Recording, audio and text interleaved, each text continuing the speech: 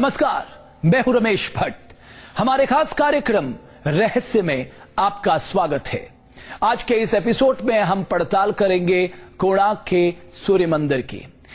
एक ऐसा मंदिर जो सूर्य देवता को समर्पित है, जिस मंदिर के इंच इंच में कारीगरी छिपी है और कोने कोने में कोई ना कोई चौंकाने वाला राज।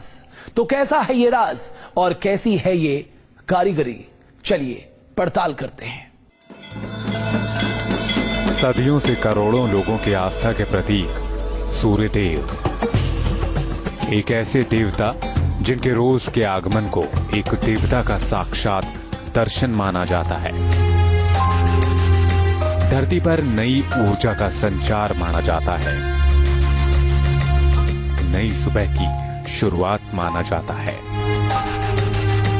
और जिनके आगमन के साथ भी हजारों श्रद्धालुओं के हाथ प्रार्थना में जुड़ जाते हैं। उन्हीं सूर्य देव की आस्था में हिंदुस्तान में एक ऐसा मंदिर बना जिसके प्रतीकों ने हर किसी को हैरान कर दिया। सदियों तक सवाल उठते रहे कि आखिर बंगाल की खाड़ी के किनारे धरती पर बना पत्थरों का ये विशालकाय रथ किसका है। आखिर 750 साल पहले मंदिर में इंच इंच पर उकेरी गई नक्काशी के पीछे कारीगरी किसकी है। आखिर अपने अवशेषों में भी विज्ञान समेटे संरचना की कहानी कैसी है। इन्हीं सवालों के साथ हमारी तफ्तीश घूमी उस मंदिर की ओर जो 12 एकड़ में फैला है, जिसे 12 साल में बनाया गया है, जिसमें 1200 मजदूरों की मेहनत छिपी है, जिसमें रथ के 12 पहिए लगे हैं जो 4 पहर के 12 घंटों का वक्त बताता है। और मंदिर में छिपे इस राज की पड़ताल के लिए न्यूज नेशन की टीम पहुंची ओडिशा के कोणार्क सूर्य मंदिर। हम उड़ीसा के कोणार्क में हैं और कोणार्क का नाम सामने आते ही लोगों के जहन में उभरता है एक नायाब मंदिर, सूर्य मंदिर, कोणार्क का सूर्य मंदिर। ये सूर्य मंदिर सिर्फ देखने में ही नायाब नहीं है, इसके साथ सिमटे हैं बहुत सारे राज। कौन थे वो शिल्पी जिन्होंने इसको तैयार किया, किस तरह साइंस और आर्किटेक्चर का यहाँ मिलन कराया गया और कहाँ ये सैकड़ों साल तक रेत में रहा। आखिर हम उस मंदिर परिसर में थे जहां हर साल कोणार्क महोत्सव मनाया जाता है। एक ऐसी रात जब महोत्सव का आयोजन होता है और रात के अंधेरे में मंदिर चौंधिया उठता है, तो वाद्य यंत्रों की थाप पर नृत्यांगनाओं के ताल से पूरा परिसर गूंजने लगता है।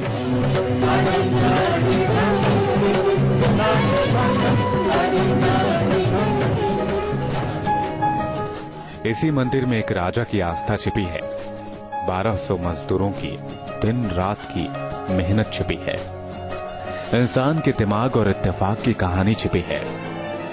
कलिंग शासन का इतिहास कहता है कि सूर्य भक्त राजा नरसिंह देव प्रथम ने जब ईश्वर को एक सबसे बड़ी भेंट देने की ठानी तो वो साल था 1238, जब मंदिर में 1200 मजदूर लगाए गए और इसके 12 साल बाद 1250 में जो मंदिर बनकर तैयार हुआ उसे विश्व धरोहर माना गया।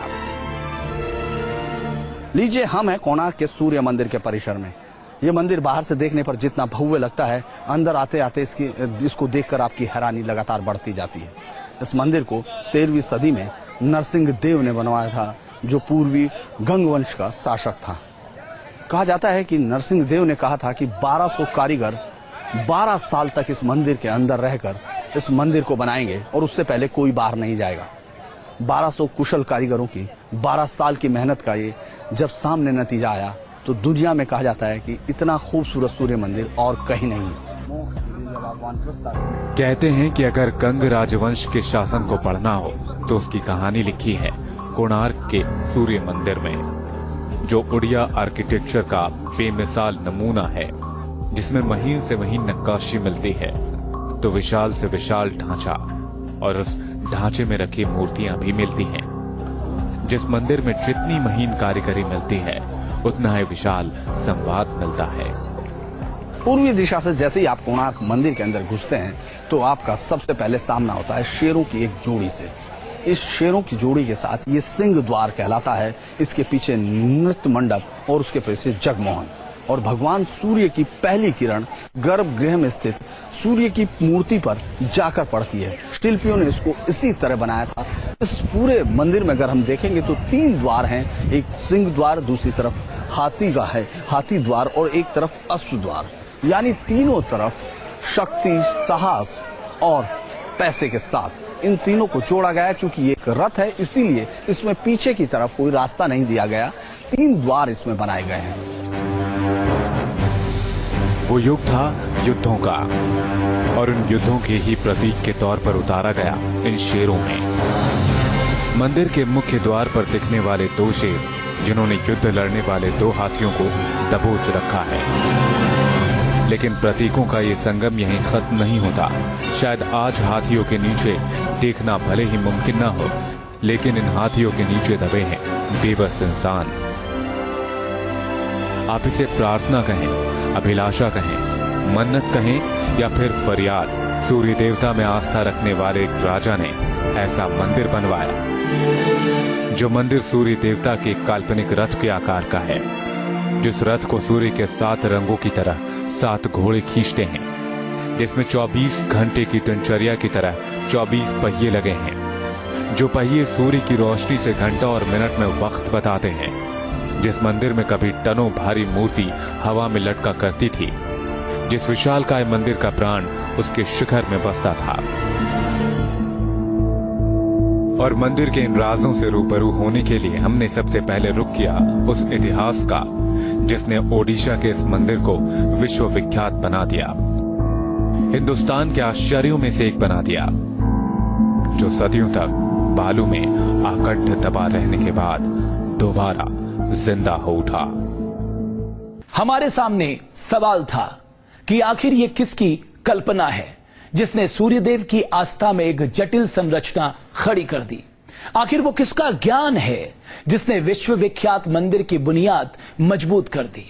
हमने मंदिर के इतिहास से जुड़े इन्हीं सवालों को टटोलना शुरू किया। आखिर ये मंदिर है या फिर कोई मंत्र? आखिर ये एक संरचना है या फिर किसी सपने का साकार होना? आखिर इस मंदिर को बनाने में कैसी मेहनत छिपी है, कैसा ज्ञान छिपा है और कैसी मजबूरी छिपी है? इन सवालों का जवाब मिलना शुरू होता है भगवान श्री कृष्ण की एक कथा से। धर्मों में जो कथा मिलती है उसके मुताबिक इस धरती की मान्यता जुड़ी है भगवान श्री कृष्ण के बेटे सांबा से, जो शाप से कुष्ठ रोग का शिकार हो गया। कथा है कि तब यहां न मंदिर था न सूर्य देव की मूर्ति, और उस वक्त सांबा ने चंद्रभागा नदी के किनारे और नीले सागर के सामने यहीं से प्रार्थना शुरू की। वो 12 साल तक लगातार तप करता रहा और आखिर में उसे जीत भी मिली। वो कुष्ठ रोग से मुक्त हो गया। जब ये मंदिर बना था उसी टाइम में समुद्र नदी यहीं पे था। अच्छा, समुद्र नदी मिलन पर मंदिर बना हुआ। लेकिन इस मंदिर को बनाने की बात कैसे आई? वो बनाने का कारण क्या है? हाँ। क्यों मंदिर बनाया? जी जी, नदी का पास में वो जो कृष्ण का लड़का होते शंभो, भगवान श्री कृष्ण का बेटा सांब, द्वापर युग में जी, वो शंभो को पितामह अभिशाप से कोड़ी हुआ था, लेप्रोसी। वो जितना मेडिसिन कबीराज का कब अच्छा हुआ नहीं। वो ब्रह्मा का पास मिला। देखो ब्रह्मा, हमारा डीजी कैसे क्लियर होगा। ब्रह्मा इनको बोला, देखो बेटा आप एक काम कीजिए, यहाँ पे एक चंद्रभागा नदी और समुद्र दोनों संगम है, आप वहीं पे जाएंगे, तपस्या करेंगे, सूर्य का उपासना करेंगे, 12 साल करने का बाद अपना रोग अच्छा हो जाएंगे। ब्रह्मा उनका आदेश लेके शंभो इधर आया, 12 साल तपस्या किया। 12 साल में 3 किस्म का मेडिसिन यूज किया था। पहला नंबर मेडिसिन होते समुद्र का नमक पानी में नहाने का।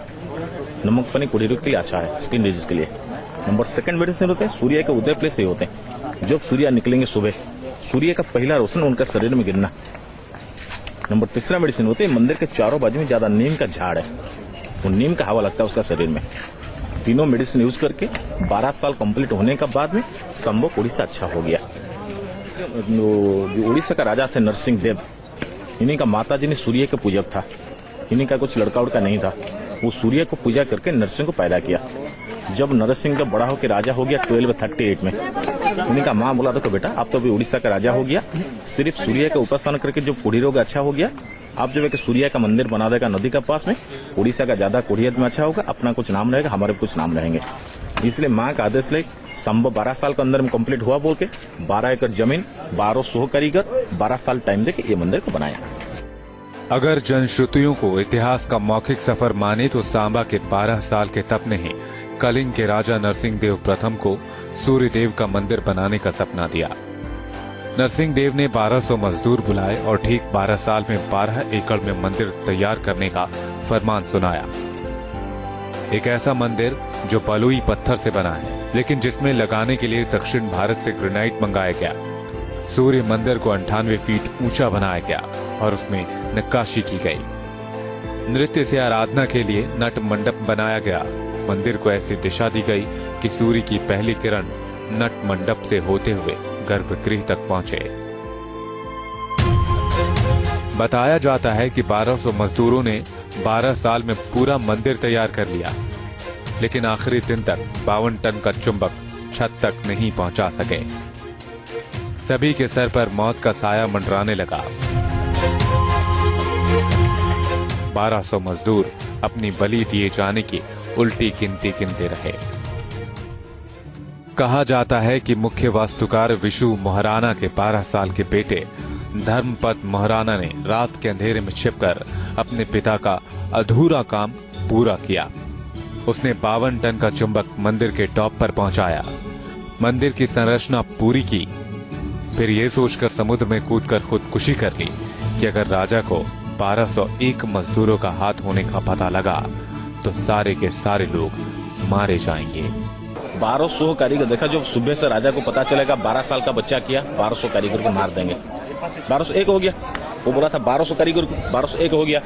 इसलिए 1200 कारीगर बात छुपाने के लिए विश्व महाराणा को डिमांड किया। देखो विश्व 1200 कारीगर का लीडर होता, आप 1200 कारीगर को बचाएगा, नया एक लड़का बचाएगा, किसको चाहिए अब? उसी टाइम लड़का ने सोचा जब हम अकेला मर जाएंगे 1200 कारीगर बच जाएगा, हमारा पिताजी बच जाएगा, हम जो बचेंगे 1200 कारीगर मरेगा, हमारा पिताजी मर जाएगा, कारीगर का वंश लोग हो जाएंगे। इसलिए 1200 कारीगर इन्हीं का पिताजी का जान बचाने के लिए 12 साल बचाने मंदिर के ऊपर चढ़ के, हम पहले समुद्र था, समुद्र से कूद के सुसाइड किया। इसलिए ये मंदिर पूजा नहीं हुआ। इस मंदिर में कभी पूजा नहीं, अपवित्र हो गया मंदिर। जनश्रुतियों की माने तो वाकई मंदिर का पहला दिन एक 12 साल के बच्चे की मौत के नाम रहा। इसे चाहे बंधुआ मजदूरी कहें, मौत का डर कहें या फिर 12 साल के बच्चे का चमत्कार, लेकिन जो मंदिर बनकर तैयार हुआ उसके अजूबों ने हर किसी को हैरान कर दिया। अगर आप मंदिर को देखेंगे तो इसकी नक्काशी आपको आकर्षित करेगी, लेकिन कारीगरी देखेंगे तो आप हैरान रह जाएंगे। इस मंदिर की खासियत यह है कि इस पूरी संरचना को एक मैग्नेटिक टॉप ने बचाए रखा। इस मंदिर में सूर्यदेव की फ्लोटिंग प्रतिमा थी और 750 साल पुराना मंदिर का सनडायल सटीक वक्त बताता है।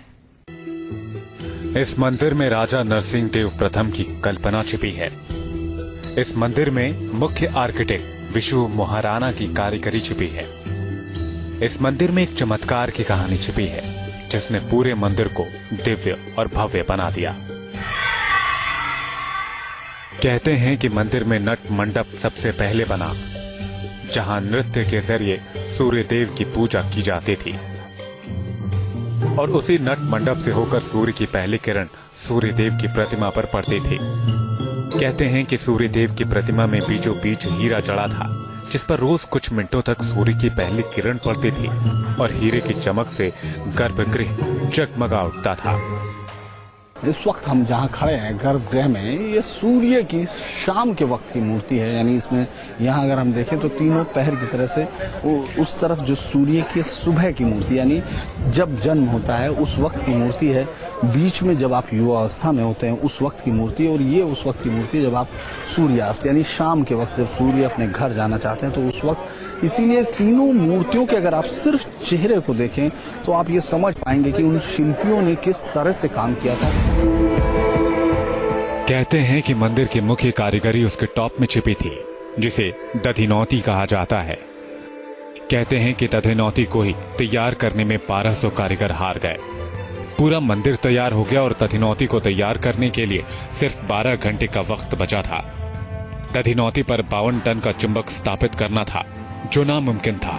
लेकिन कहते हैं कि जिस काम को मुख्य वास्तुकार पूरा नहीं कर सके, वो काम उनके 12 साल के बेटे ने कर दिखाया।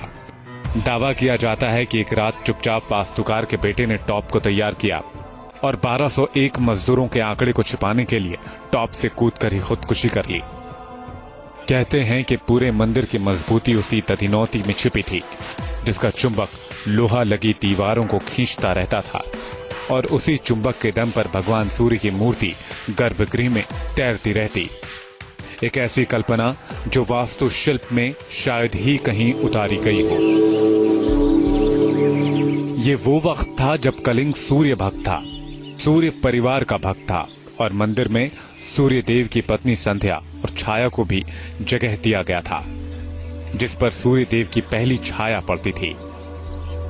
सूरज की जो पहली किरण गिरती थी, इस जो जगमोहन मंदिर जो अगला मंदिर है उसको पार कर जो मेन मंदिर था, जिसको सूर्य मंदिर बोलते हैं, उसके अंदर पूरी वो रोशनी पहली किरण सूर्य की मूर्ति पर पड़ती थी।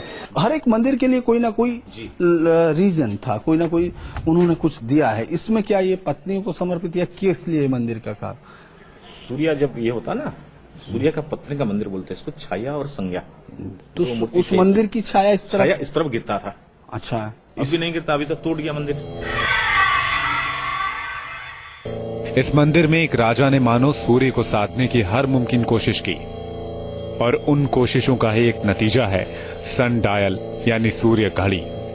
ये जो ये बनाई गई हैं तीलियां, ये कितने हैं? 8। इनका क्या है? 8 पहर 24 घंटा 24 घंटे के 8 पहर को अलग अलग हिस्सों में बांटा गया है। 3 घंटा में एक प्रहर होता, 3 घंटे का एक पहर, दिन रात मिला के 24 घंटा 8 प्रहर। अच्छा, इसलिए 8 लाठी है। ये 8 इसीलिए बनाए गए। ये सूर्य का रथ है और ये पूरे कितने इस तरफ है? 24, ये साइड 12, वो साइड 12। अच्छा, तो ये जगमोहन मंदिर के बाहर के हिस्से में या जग मंदिर और मेन मंदिर दोनों मंदिर मिला के दोनों फाउंडेशन की है। एक ही फाउंडेशन पर 2 मंदिर खड़ा है। सूर्य मंदिर में बने इस डायल में 24 पहर का वक्त मिलता है। 3-3 घंटे पर 2 बड़ी सुइयां मिलती हैं, तो उनको बीच में एक छोटी सुई काटते हैं। इसी सनडायल में बीड्स मिलते हैं जो मिनट बताते हैं। इस मंदिर में बनी सूर्य घड़ी के बीचों बीच आप उंगली रखेंगे तो आपकी उंगलियों की परछाई ठीक उस वक्त तक पहुंचेगी जो समय आपकी घड़ी में हो रहा होता है। एक ऐसा मंदिर जिसमें बचपन से लेकर बुढ़ापे तक का सार मिलता है।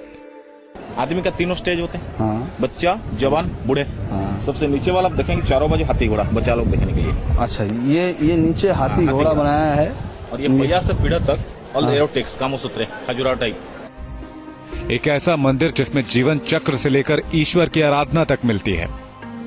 एक ऐसा मंदिर जिसमें सूर्य की गणना मिलती है, सूर्य की पूजा मिलती है, सूर्य की किरणों को साधने की कला मिलती है। कहते हैं जो मंदिर आज विश्व धरोहरों में शुमार है, वो बदहाली के उस दौर में भी पहुंची जब वो कला रेत के समंदर में दफन हो गई। समंदर किनारे कोणार्क का ये मंदिर रेत के समंदर में दफन हो गया। वक्त के साथ उस पर जंगल उगाए, लेकिन 750 साल पुरानी इस नायाब कला को धरती भी छिपाकर नहीं रख सकी। 350 साल बाद यह मंदिर एक बार फिर जमीन से आ निकला और जो आज हमारे सामने मौजूद है। जिस मंदिर की एक इंच में बेहतरीन कलाकारी झलकती है, नक्काशी दिखती है, तो आदमकद प्रतिमा से लेकर महीन से महीन मूर्तियां भी दिखती हैं। जिस कलाकारी में बेहद बड़े कैनवस के विचार मिलते हैं, देवी की मूर्तियां मिलती हैं, दूसरे ग्रह के म्यूजिशियन मिलते हैं, इंसानों, नर्तकों के साथ साथ प्रेमियों की असंख्य तस्वीरें मिलती हैं, जिसमें कहीं शिकार दिखता है तो कहीं रणभूमि की दहाड़ दिखती है, तो कहीं 2000 हाथी मंदिर के गर्भगृह की ओर जाते हुए दिखते हैं। वो ज्यामितीय आकार का स्ट्रक्चर वजूद में आने के 250 साल के अंदर ही आक्रमण का शिकार हो गया। अफसाना-ए-शाहों की किताबों में लिखे गए इतिहास के मुताबिक बंगाल के सुल्तान सुलेमान खान कर्रानी ने 250 साल बाद 1508 में ओडिशा पर आक्रमण किया और उसने कई मंदिरों के साथ कोणार्क मंदिर को भी ध्वस्त कर दिया। सुलेमान खान कर्रानी को काला पहाड़ कहा जाता था और वो इकलौता ऐसा आक्रमणकारी था जो दधिनौती यानी मंदिर के टॉप को तोड़ने में कामयाब रहा। उसके इस प्रहार ने पूरे मंदिर को ध्वस्त कर दिया। चुंबक से बने टॉप के हटते ही मंदिर की छत गिर पड़ी। पीछे वाला मंदिर था मेन गर्भगृह, इसका ऊंचाई था 227 फीट। अभी क्या हुआ? अभी टूट गया, वो चुंबक का बरी में चुंबक लेने के बाद टूट गया मंदिर। तो वहाँ क्या क्या है उसकी खूबी? इसके अंदर में कि सूर्य की मूर्ति थे, अभी जो मूर्ति पूरी में है पूजा के लिए। कोणार्क के मंदिर के ध्वस्त होने की कहानी समंदर से जुड़ी है। मान्यता है कि मंदिर में रखा चुंबक समुद्र से गुजरने वाले कई जहाजों के डूबने की वजह बना। कहते हैं कि 16वीं शताब्दी में जब पुर्तगालियों के व्यापारिक जहाज मंदिर के करीब से होकर गुजरते थे, कंपास गलत होने पर जहाज भी गलत दिशा में चले जाते और टकराकर टूट जाते। शायद दुर्घटना का ही डर था कि पुर्तगाली व्यापारियों ने कोणार्क मंदिर को ब्लैक पैगोडा कहना शुरू कर दिया और जब मंदिर में चुंबक की हकीकत उजागर हुई तो उन्होंने ही चुंबक के टॉप को उखाड़ लिया। पहले यहाँ पे जो समुद्र था, वो समुद्र में जहाज में जाने का टाइम में मंदिर काला दिखाया जाता है, इसलिए वो उसका नाम रखा हुआ ब्लैक पैगोडा। और इतिहास बोलते मेन मंदिर के ऊपर में एक मैग्नेट था, powerful metallic stone, 53 ton weight. जब पोर्तुगीज का जहाज जाते थे वाणिज्य करने के लिए, वो जहाज का सामने जो गाइड होते कंपास, ये कंपास को मैग्नेट मिस गाइड करके जहाज को अनबैलेंस कर देते हैं, दिशा बदल देते हैं। कोई ऑटोमेटिक धक्का लगे टूट जाते थे जहाज। इसलिए वो देखा इसके अंदर में क्या है, मेटालिक स्टोन हमारे जहाज को खींच के तोड़ देते हैं। वो डिनामाइट चार्ज करके चुंबक हटा दिया। चुंबक हटाने के बाद मुख्य मंदिर टूट गया। ओडिशा का इतिहास कहता है कि 1568 में कलिंग मुस्लिम शासन के अधीन हो गया। इसके बाद पुरी के पंडितों ने प्रतिमा को पवित्र बनाए रखने के लिए वहां से हटा लिया। कोणार्क के मंदिर को बालू में दबा दिया गया। लुटेरों से बचने के लिए कोणार्क का बंदरगाह भी बंद कर दिया गया। इसके बाद कोणार्क वीरान हो गया, मंदिर पर जंगल उगाया। मंदिर भले ही बालू में दफन हो गया, समंदर किनारे का सबसे बड़ा तीर्थ भले ही आंखों से ओझल हो गया, लेकिन जिस मंदिर को खत्म करने का इतिहास पुर्तगालियों से जुड़ा, उसे जीवित करने का इतिहास अंग्रेजों से जुड़ा। साल 1900 के आसपास कारोबार के लालच में लॉर्ड कर्जन ने बंदरगाहों की तलाश शुरू की और इसके साथ ही कोणार्क बंदरगाह के साथ साथ 300 सालों से दफन मंदिर को एक नया जीवन मिला। ब्रिटिश आर्कियोलॉजिस्ट ने मंदिर के बेस को बाहर निकाला, इसकी मरम्मत की और ये देखकर हैरान रह गए कि बालू में दफन मंदिर की ऊंचाई 229 फीट तक है। दर्शकों का हॉल 128 फीट ऊंचा है और पूरा परिसर 857 फीट लंबा और 540 फीट चौड़ा है। अंग्रेजों ने बालू में दफन एक मंदिर को बाहर क्या निकाला, सदियों पुराना वो इतिहास भी जिंदा होने लगा। वो इतिहास जिसमें भगवान सूर्य का गर्भगृह दिखता है। गर्भगृह तक सूर्य की पहली किरण के पहुंचने का चमत्कार दिखता है। सूर्य के 7 रंगों की ही तरह 7 घोड़े दिखते हैं। वक्त के 24 घंटों की तरह 24 पहिए दिखते हैं, जिसमें बचपन, जवानी और बुढ़ापा के जीवन का दर्शन मिलता है, जिसमें युद्ध की विभीषिका दिखती है और जिसे देखकर महान कवि रविंद्रनाथ टैगोर की जुबान से शायद अचानक ही निकला होगा, यहां पर पत्थरों की भाषा इंसानों की भाषा से आगे निकल गई है। तो क्या वाकई ये मजदूरों की सोच में छिपी कविता है या मुख्य वास्तुकार के ज्ञान का साहित्य से कनेक्शन? ये मजबूरी में तैयार की गई रचना है या फिर अपने राजा को एक नायाब तोहफा देने की कोशिश?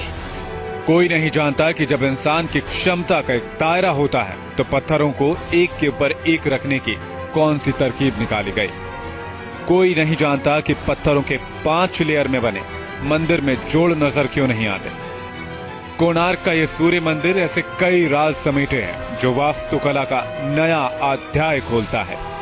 ईंट पत्थरों में चुंबक के इस्तेमाल का तरीका बताता है। कोणार्क का सूर्य मंदिर ट्रायंगल का एक सिरा है जो शायद आज हमारे सामने मौजूद नहीं होता अगर अंग्रेजों के मन में बंदरगाह का लालच पनपा नहीं होता। लेकिन एक सच ये भी है कि कितने मंदिर जमीन में ही दफन रह गए, ये कोई नहीं जानता। तो आज के इस शो में बस इतना ही। आप देखते रहिए न्यूज़ नेशन।